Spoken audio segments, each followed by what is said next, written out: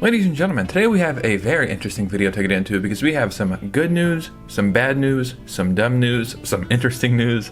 We've kind of got it all, and I don't really know what the overall feel of this video will be, but we'll just get into some stuff and see how it goes. Let's go and get right into it.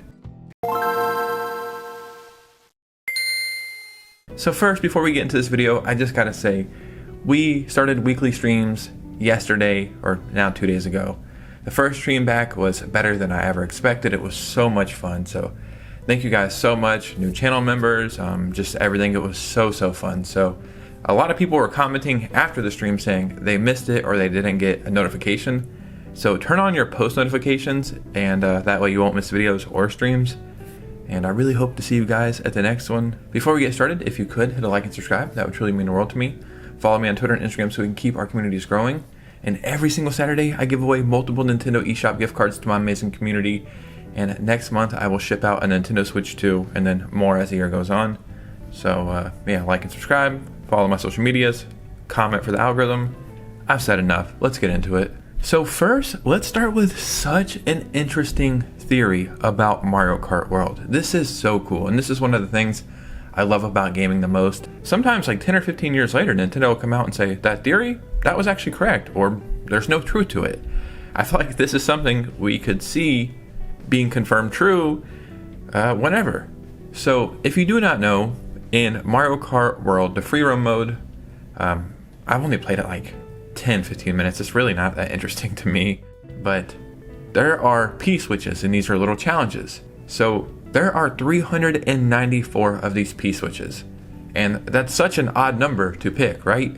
Well, there is a theory over on Reddit, and I'll be putting it on the screen, and the person thinks 394 is an Easter egg. And to simplify it, they say, if you take the number 3 and 9, in Japanese you'll have sen and kyu, and when you put those together, it sounds like thank you.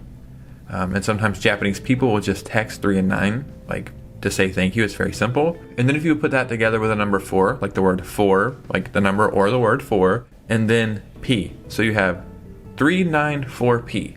And it's basically saying thank you for playing. As far-fetched as this seems, I feel like this actually makes perfect sense. So shout out to these people. This is one of my favorite things about gaming and the gaming communities. I love when Easter eggs are found right away or sometimes 20 years later. And this is really so cool. So I was going to go good news, bad news, good news, bad news, interesting news, something like that. But we'll just get some of the more promising news out of the way first. One of the major issues about the Switch 2 is game key cards. I gotta be honest, now that I have purchased a game key card, I don't really care that much. Yes, all of these should be physical games. Like, they're not that much gigabytes. It is what it is though. I would like it to be physical, but a game key card, it's still like a physical cartridge, and I just don't really think it's as big as an issue as people are saying, especially when 90% of my PS5 games that I bought, this is the same thing, right? We want more physical games. And I have an article here today that seems like that could be a possibility. This article says, physical game publisher pledges to work with Switch 2 devs and publishers for full on-the-game card releases. It's a company called Lost in Cult. I'll be honest, I don't know that much about them, but I guess they worked with a lot of companies for the Switch, and there was a lot of games that were going to be only code in box, which is, don't even get me started, it gets me fired up, it's so stupid. But they worked with a lot of companies then, and they released physical games for games that would have just been a code in box. And they're saying that they want to work with Switch 2 developers and publishers to get a lot of games released physically. We've seen some other developers and publishers say like, yes, we're hearing the feedback. We wanted to get games out right away. That's why we had to go this route. We know there's only one 64 gigabyte cartridge.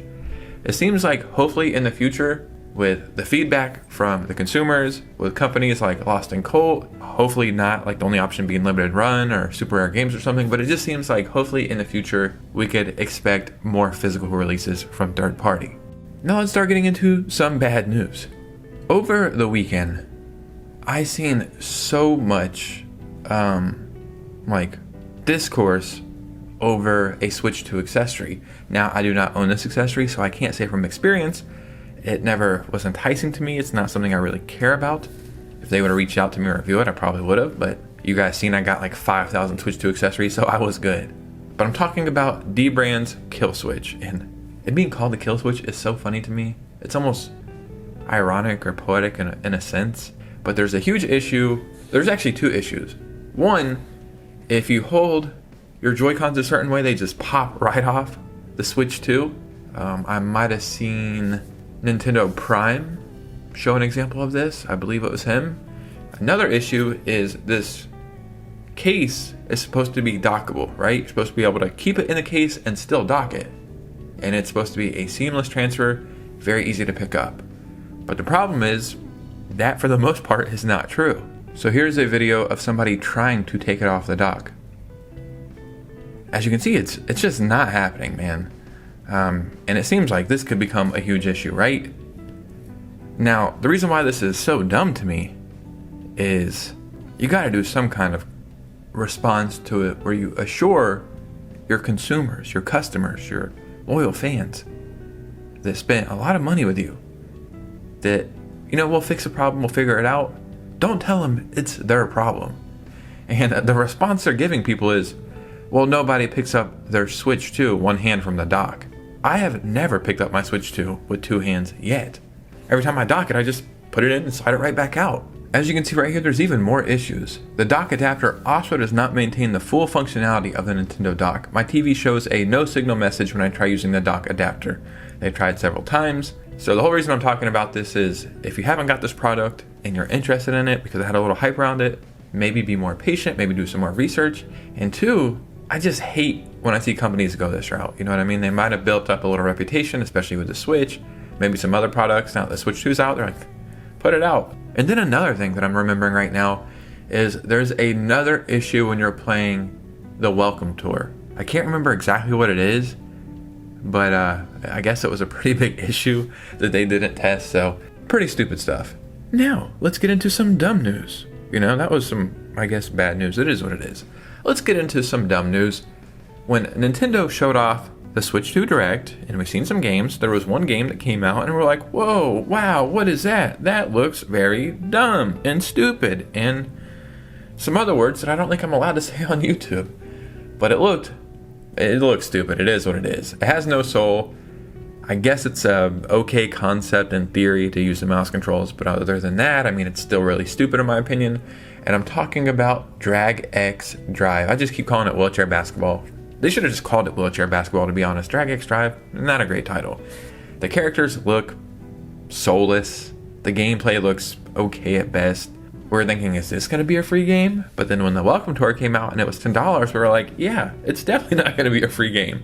Earlier today, when I first got up, GameStop had linked the price at $8, and I thought, okay, I guess, but why not make Welcome Tour $8 and then this $10? It just seemed backwards, but that was not the correct price. This has finally been confirmed by Nintendo. Release date is August 14th, and this is $20. I guess I'm happy that it's $20 because I don't have to buy this now. I was thinking maybe I'll buy it. For $20, you could get Fast Fusion, one of the best Switch 2 games currently, and an indie game for like $5. I said the same thing with the Welcome Tour. If it goes on sale for like a couple bucks one day, maybe I'll pick it up. I just, I thought I would care more. I have not used mouse controls on this thing at all for any game. I thought it would be more enticing. It's just not to me. Maybe Metroid Prime 4 will be the game to where I use it more, but yeah, this is $20. I think it's kind of dumb. Maybe you can customize your character and that will bring some life to it. Maybe they're hiding some features like they did with Donkey Kong, but for the time being, it just seems like, what's the point? You know what I mean? I said it once, I'll say it again. They should have used ARMS characters. ARMS have some of the coolest characters Nintendo ever made, and I feel like they're going to do something else with ARMS because they gave ARMS a free Switch 2 upgrade, so I feel like they're going to support it some way, somehow.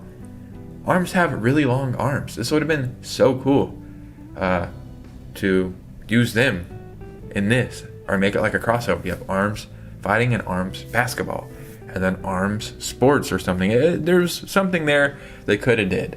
And ladies and gentlemen, I found a very cool patent from Nintendo, and I gotta be honest, I had to do some research because I didn't understand anything, but after reading it, it sounds very promising. So this is a patent right here: compressing entropy tables with interpolative coding. Interpolative, that's definitely not how you say that, but I didn't understand any of this. So yeah, I did some research to see what entropy tables meant, and I still wasn't too sure. It's basically saying movies, videos, digital music, video games, and other content are streamable with reasonable low latency.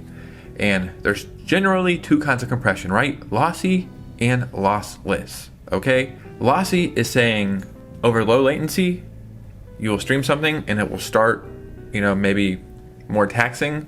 And to get it to work, they'll take out some features that you'll never notice. For example, in this, they say high audio frequencies only some people can hear, or maybe a photograph or image will be displayed at a lower resolution, so the details cannot be seen, etc. And that is lossy compression. But lossless compression is streaming it one for one. So everything that looks good and all that it is over here, whenever you're streaming it, whenever you're actually seeing or hearing the music or video games or movies, whatever it is, it's going to be just as good. But over low latency, there's issues, right? There is a common form of lossless compression called entropy encoding. And essentially, they're making this way, way better. This is one of the patents where I was like, I don't understand what the hell is going on. And after reading it and just figuring all this out, I feel like a Harvard graduate. And I found this pretty interesting right here, where there's an actual PC and then it's streaming it to your Switch 2. Especially with a computer mouse here, maybe we'll stream it to our Switch 2 and use a Switch 2 mouse there. But this is the stuff I'm talking about, man. There's just going to be random stuff this generation where we're like, what? We're going to be in a Nintendo Direct and they're going to say, oh yeah, and we have this coming to the Switch 2, this feature where you can stream stuff from your PC to it or something, and you're like, what the hell is going on? And it's going to be a good thing. I don't know what it is yet, but there's definitely some surprises on the horizon. But ladies and gentlemen, what do you think about this? Because your opinion matters most. In the comments below, I would love to hear from you guys. If you made it to this part of the video, hit a like and subscribe. Follow me on Twitter and Instagram so we can keep our communities growing. Turn post notifications on so you cannot miss the streams. And, win some eShop gift cards. Potentially win a Switch 2. Yeah. The next couple days I will be out of town, but I'll still be making videos. I'm going to go out of town. I just said that. I got to get out of here. See you guys later. Peace.